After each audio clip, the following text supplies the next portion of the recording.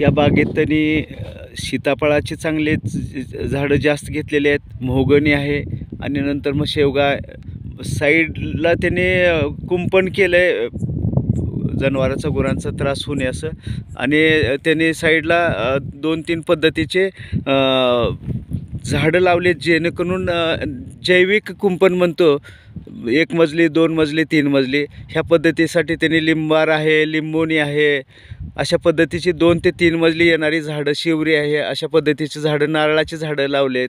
या बागेसाठी त्यांनी गावातून पाणी टेम्पोने आणतात आणि पाणी घालतात. तर ही बाग जी आहे ह्या बागेसाठी तालुक्याचे आपल्या गट विकास अधिकारी प्रशांत सिंह मरोड साहेबांचं खूप मोलाचं मार्गदर्शन असताना सतत भेटी देतात, बघतात. विस्तार अधिकारी आपल्याच अशोक काळे सर आहेत, ते येतात, ते देखील बघतात. त्याबरोबर त्यात नरेगाची पूर्ण टीम असेल आणि त्याच गावचे रोजगार हमीचे ग्राम रोजगार सेवक आहेत, तर ते देखील माझ्याबरोबरच आहेत, ते थोडंसं मार्गदर्शन करतील. नमस्कार, मी बसवंतवाडी येथील रोजगार सेवक आहे.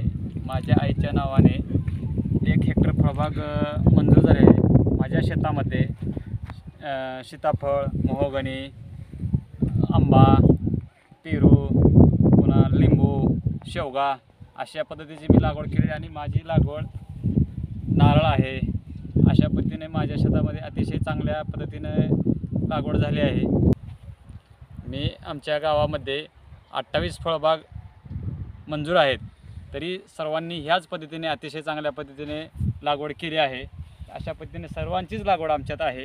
त्याच्यामुळे आमच्या गावातील प्रत्येक कुटुंबाला व प्रत्येक मजुराला काम मिळत आहे. त्याच्यामुळे नरेगामधून मागेल त्याला काम, मागेल त्यांच्या हाताला काम अतिशय चांगल्या पद्धतीने चालू आहे.